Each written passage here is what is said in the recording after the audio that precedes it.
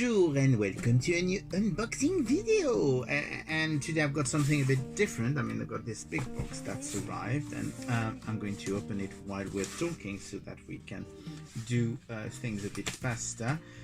This is a bit different from what we usually do because it's not going to be a toy, it's going to be a book, and we don't do books that often. But it looks like you guys have been very happy with some of the books we've done, so I thought maybe we'd do something a bit different. And this is very, very different because it's a new type of collection that's been released from Marvel in the US, and it's called the Paragon Collection. And the first one, as you can see, it's a huge book, and it's actually a box. It's a box set. It's the Paragon Collection of Chris Claremont. So basically it's got all your X-Men in there. So we're going to discover that. It's the first time they do that, so it's limited edition. You had to pre-order it, and it works a bit like a Kickstarter. If there's enough orders, they will produce it. And I think it's limited to 4,000 or something like that. I can't remember exactly. Maybe it is written inside because I haven't checked yet, obviously. And we're going to open it and see what's inside. So basically you've got this box which has actually a magnetic clasp. And inside you do have the book. So we're going to open it. But there's other things than the book. So you do have the book, which we're going to take out. There is a certificate of authenticity. This was limited to 2,180 units. So this is the certificate signed by Chris Claremont and C.B. Cebulski from Marvel. So that's the important thing. I don't know which number it is. Maybe it says so inside. And you do have extra little bits. You do have a little folder here that says Marvel, the Paragon Collection, and I think it's a little portfolio. And then you do have exclusive comics, and as well as a code for Marvel Unlimited, but we don't really care about that because Marvel Unlimited, I think, is not available outside of the US. I'm going to put that away because it's a big box, and we're going to see. So those are the exclusive comics. I do believe that this is the exclusive story because there was supposed to be an exclusive story, and you do have some exclusive covers. So we're going to check that later, or do we check it before we check the book? That's very, very tempting. But let's see the book first. Yeah. So basically, you do have this book, which I'm going to try and open with my. Of course, you have to be very careful with those because you don't want to damage them, as they are very, very limited. So this is the book. So what that collection is literally a collection of stories celebrating a writer or an artist. So I don't know if they're going to do any more. The first one was Chris Claremont, and I mean, you have to admit he has to be one of the most deserving writers in Marvel. So when you look at the book, this is what the book looks like. So you've got a golden, you see it's all gold on the side. It's quite hardcover. It's about the size of a regular hardcover, and you do have the beautiful no, it's not leather, bound. And inside, of course, you do have the plate, which is signed by Chris Claremont, and he does say that he is I'm the best there is at what I do, Chris Claremont, number 426 out of 2,180. So that's it. The funny thing, while I'm thinking about it, is that this was delayed because Chris Claremont broke his wrist and he couldn't actually sign those books. So that's why those books were, I think they were supposed to be released in April or something like that originally. So once you've got that plate, you do have the collection. So I mean, that's going to be very standard story. There's an introduction. Of course, you've got X-Men number 94, which is the first issue written by Claremont. So I'm going to basically, you've got 94, then you've got 129 by John Byrne. So it's still a selection of stories from all over the X-Men 130. So they're going to do, I'm actually wondering, are they doing the whole Dark Phoenix saga? It's going to be interesting. 131. I mean, I'm just, if you probably know all those stories, I mean, those are really the 32. Well, it looks like it's the whole of the 34. Yeah, we are getting the whole of the Phoenix, Dark Phoenix saga, which is rather nice. Yeah, 136, 137. I mean, we all know what happens in this issue. It's probably one of the most famous stories. So it's actually very interesting. And then you got 141, which is of course the very, very famous Days of Future Past story. So we do have more, but I suppose you've got the full story here. Yeah, 142. What's coming after that? Then we've got Wolverine number 1, which is also another story with Frank Miller as the artist. I mean, that's another classic story. What else do we have? It looks like we've got the whole of the miniseries. Yes, this is the whole of the Wolverine miniseries 1 to 4.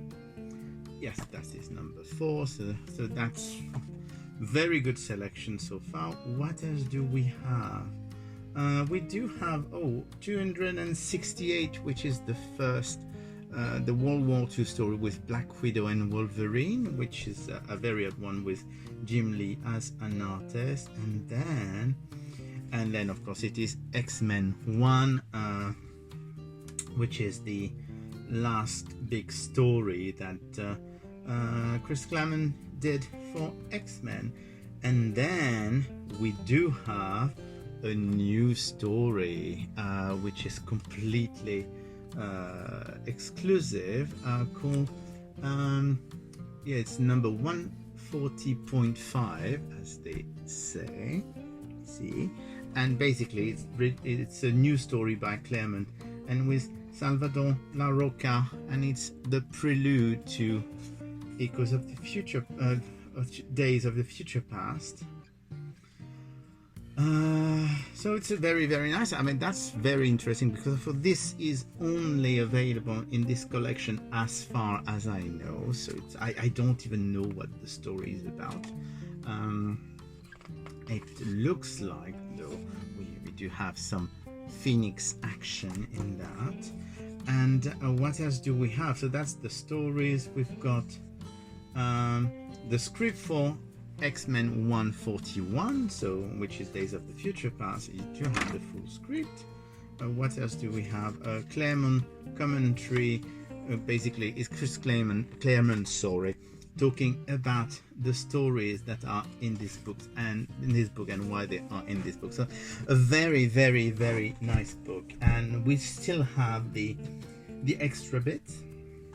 So we'll start with this little thing that looks like it's a portfolio, and I do remember them saying that there was a portfolio by different artists celebrating, and yes, that's what it is.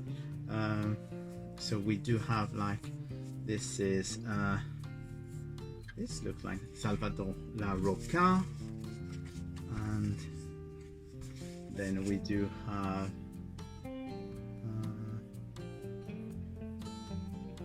Marcus Martin, and all of those are actually individually numbered. So basically they are only with the collection. You've got Art Adams doing the Storm Thor.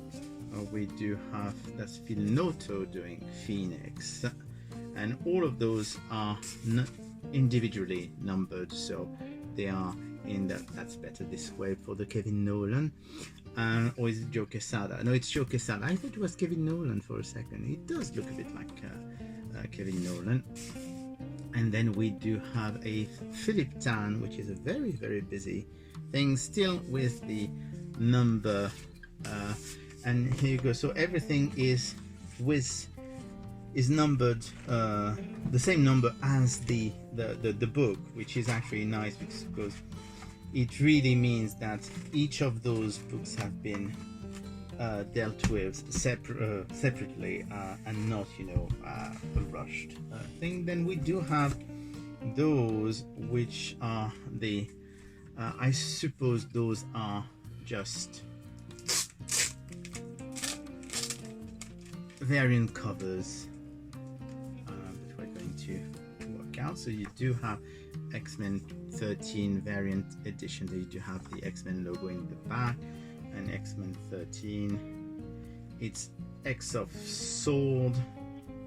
So yeah, it is an X of Sword issue, which was the crossover they did not that long ago. So it's a variant issue, so we don't really need to check that. I suppose that this is also a variant Marvel Med exclusive. It does say this. Let's check, but I suspect it's going to be the Frank Miller and Chris Claremont Wolverine. Those are very, all very nicely. So you do have this beautiful cover, which is done. And which one? Actually, no, it is a brand new story. Apparently, it is a brand new story of Wolverine, which is Marvel Made exclusive, as they say. And surprise, a Wolverine story, Chris Claremont and Tom Ray. So that's actually a completely new story of the X-Men with Wolverine. So that's going to be rather nice, because, as I said, it's always nice to have new stories in those exclusive sets. And then we do have the Marvel Made, which has a beautiful Coipel. So you do have the black and white one, and then you do have the color one. I'm going to open the black and white one. I'm expecting they will be the same, and I suppose it's going to be the same prelude story that we have. So you do have, just say that it's Wolverine. So is it new? No, it's actually Wolverine issue number 6 with a special cover. So basically the Marvel Made exclusive is the one with the Wolverine cover, I suspect, which I'm very happy with.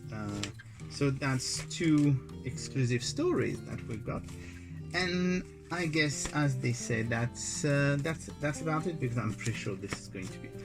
Let's check. Let us check just to be on the safe side that I haven't forgotten anything, but I'm pretty sure that this should be, yes, it is the same issue of Wolverine, except they put, and I just put the sticker on the cover, which is something you never want to do, because that's the best way of messing things up. Let me try and get this sorted without damaging anything, and here you go.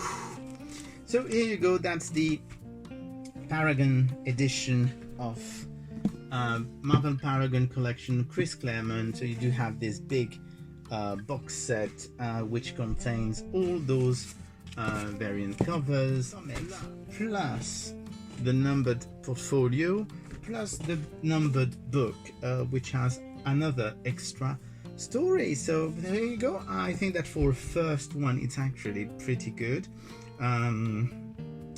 You may be able to find that on eBay, on the secondary market, because as I understand it, this was done only as a pre-order Kickstarter style funding. So if you didn't pre-order at the time during the pre-ordering window, there is no way you can get that directly from Marvel. I mean, there's always something on the secondary market market. However, I think it may become quite expensive very quickly. I will speak to you again soon, and I hope you've enjoyed that. And if you want more comic book, please don't hesitate and comment below. And see you next time. Bye.